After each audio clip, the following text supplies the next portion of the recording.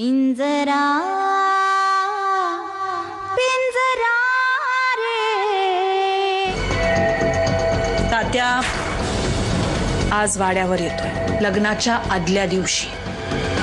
कारण नसताना दारावर येणाऱ्यांपैकी तो नाही, म्हणजेच त्याच्या डोक्यात नक्की काहीतरी शिस्त आहे। पण कोणाला भेटायला येतोय तो? यांना।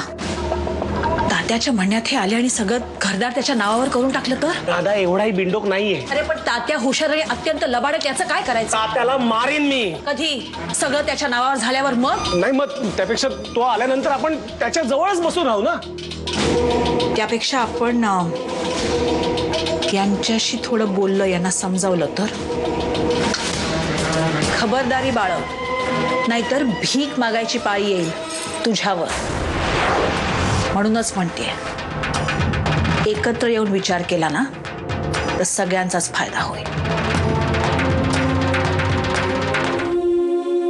आनंदे, मला हे समज सांगायची गरजच नव्हती। मला मिठी मारल्या मारत लक्षात आलं होतं हे रडू मी खूप दिवसांनी भेटल्याचं नाही,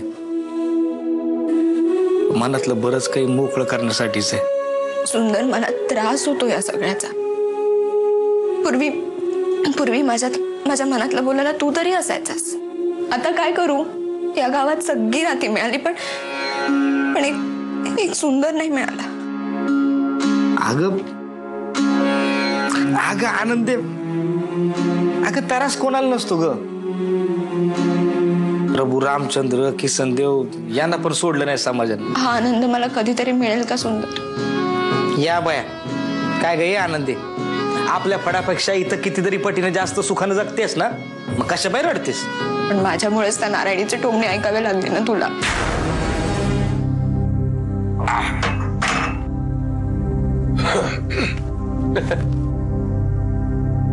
आता चहा पाणी सुद्धा झालं। काही वेळ आपण सगळे एकमेकांचे फक्त चेहरेच बघतोय, त्यामुळे नेमके इथे का भेटलोय हे कळलं तर बरं होईल, नाही का? आपण का जमलोय ते एक तात्यालाच माहित। त्यानेच मला फोन करून सांगितलं होतं की तू येतोय। काय तात्या? पण काहीतरी काम असेलच ना। म्हणजे कसं काही मच्छिंद्र, माझी गेन तुझी काय एकच इच्छा आहे की माझा ईर आणि तुझी आनंदी दोघीही सुखी व्हावेत, आणि त्यासाठी आपण काय वाटेल ते करायला तयार आहोत। नाही म्हणजे मग आता आम्ही काय करावं अशी तुमची इच्छा आहे तात्यासाहेब? नाही, मूळ विषयाला हात घातला तर बरं होईल। प्रयत्न तोच करतोय, पण तात्यासाहेब अजून थोडं मन मोकळं करून बोललात ना तर आम्हालाही कळेल ना की नेमकं तुमच्या मनात काय आहे, आमच्याकडून काय अपेक्षा आहे, नाही का?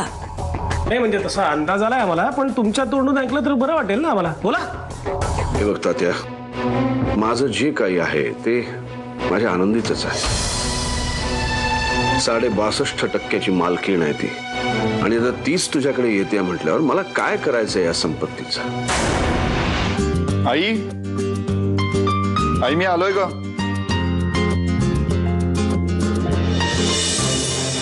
काय रे गजा, चक्क तू पाणी आणलंस? अरे दमला असशील ना, पिन पाणी। मला सांग, आई कुठे, तात्या कुठे, कोणीच दिसत नाही। हुंडा मागायला गेलेत। काय? कसला हुंडा मागायला गेलेत आणि कोणाकडे? शेलारवाड्यावर गेलेत मच्छिंद्र काकांना भेटायला। तुझ्याच लग्नाचे हुंडा मागायला गेलेत। तरी मी तात्यांना 10 वेळा बजावलं होतं की असला प्रकार अजिबात करायचा नाही। तात्यांना पण कळत नाही का? आत्ताच्या आत्ता त्यांना थांबावं लागणार। दादा, मागची कित्येक वर्ष तू प्रॉपर्टीमध्ये लक्ष सुद्धा घातलेलं नाहीयेस। जी काय प्रॉपर्टी वाढवली आहे ना ती आम्ही वाढवली।